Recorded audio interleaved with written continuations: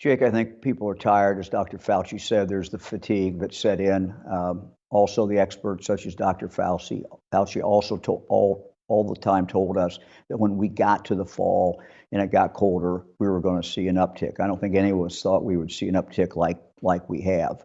We're looking at hospitalization. For example, a month ago, we had 1,000 people in our hospitals in Ohio. Just a week ago, we had 2,000. Now we have over 3,000. So it's rolling through Ohio. We had a mask order on that we put on in July. It still remains on. We have agents tomorrow for the first time who are actually going out into the different retail establishments to make sure that the people are in fact wearing a mask. If you're a clerk at a grocery store, you're 65, you may be diabetic, you have every right to expect that the people that come through there have a mask on. And while there's good compliance many places, we do have some, unfortunately, that are outliers, and we're going to work to take care of that.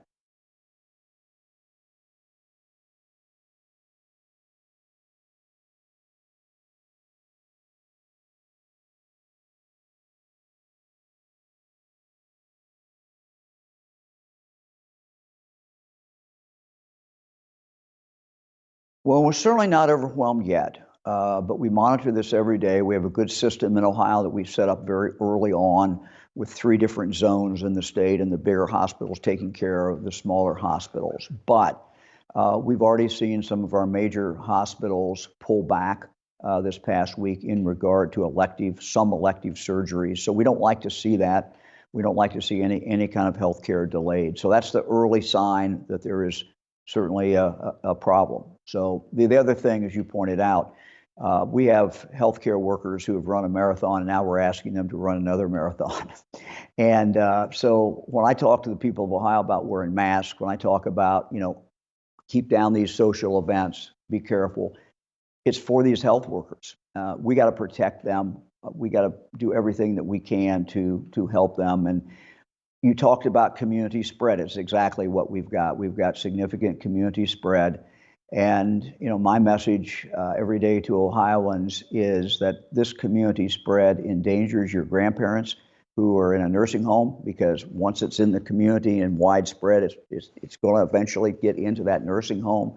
Our schools, we like to have our kids in school, but community spread threatens that. We're already seeing some of our schools that are having to pull back because they don't have a bus driver, or they don't have enough teachers, or they've got too many kids that have been quarantined. So these are things that are just naturally starting to happen. And so, the importance of each one of us, as tired as we are and sick of this as we are, to remember basically 2 things. One, if we wear a mask, we're keeping our kids in school, and we're protecting our elderly, and we're protecting our hospitals. And 2, the good news is that we got this week.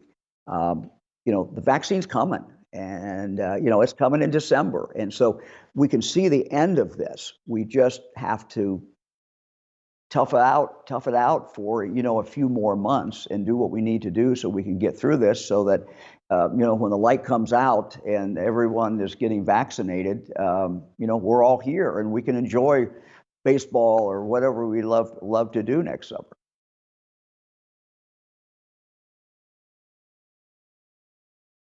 Yeah, well, sure. I mean, we're ready. It doesn't mean there's not going to be potential glitches. Nothing runs perfectly, but our team has certainly been working on this, and we're waiting anxiously. The last word we had from the White House, I think, is the first batch they thought was going to be about 30,000 doses. So we will start, to try to surround our people who are in nursing homes and protect them. And the way we're going to do that, of course, is to give the vaccine to the workers there, because the workers, that's how it comes in. So if you can vaccinate your workers, then you're putting a shell around and to protect the most vulnerable. And then we'll move out from there.